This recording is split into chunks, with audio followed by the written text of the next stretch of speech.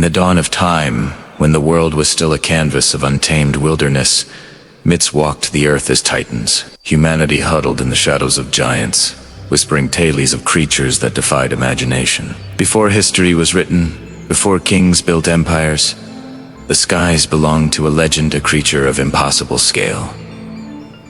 Born from the very fury of the heavens, this is the story of the ROC. Our journey begins thousands of years ago, in a land of scorching sands and forgotten gods. The deserts stretched like a golden sea, vast and unforgiving. Here, the winds sang songs of creation and destruction, carving mountains into colossal statues that watched over the empty plains. Ancient civilizations rose and fell, leaving behind only the bones of their temples, monuments to powers they could neither control nor comprehend. In this primordial world, the earth groaned under the weight of behemoths, monstrous beasts that ruled the land with terrifying strength. The balance of nature was fragile, a delicate dance between the earth and the sky.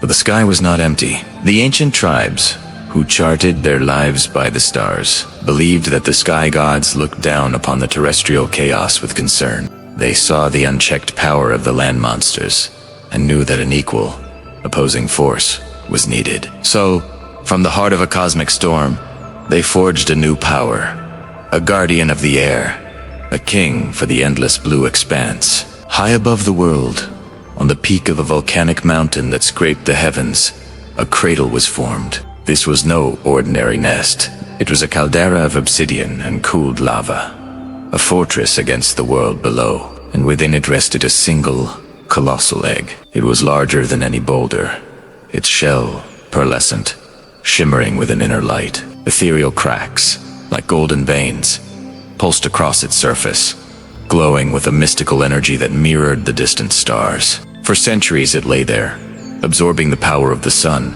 the moon, and the celestial tempests that raged around it. The sky itself seemed to know the time of hatching was near. The heavens churned. Dark, ominous clouds gathered around the mountain peak, swirling into a vortex of raw power. Lightning, not silver, but a brilliant, divine gold, struck the egg again and again, not to shatter it, but to awaken what slept within. The air crackled with ozone and magic. The mountain trembled, not from volcanic fury, but from the quickening life inside the shell. With each bolt of lightning, the golden cracks widened, a low, resonant hum emanating from within.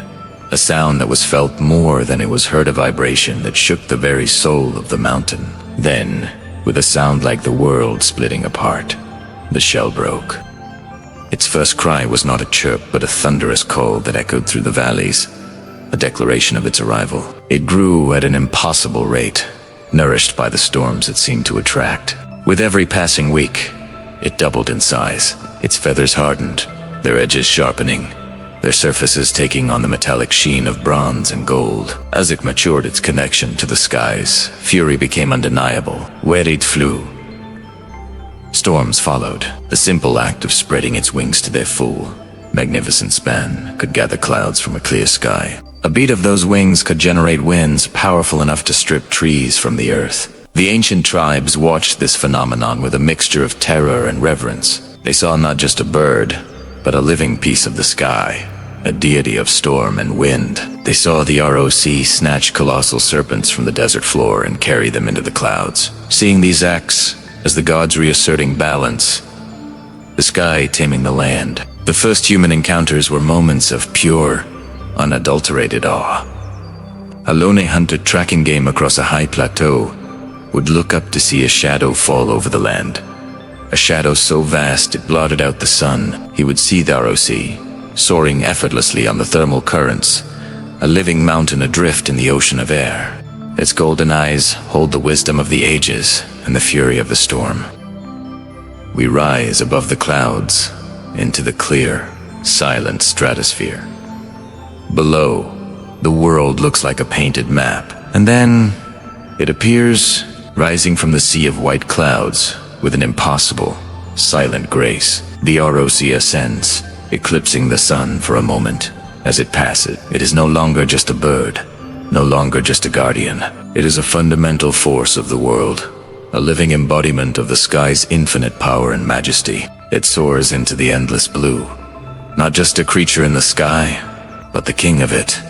A timeless legend whose shadow would fall over the imaginations of humankind for all of eternity. Thank you for joining us on this journey into myth. If you are captivated by the legend of the Aura, be sure to like this video and subscribe for more dives into the forgotten stories of our world.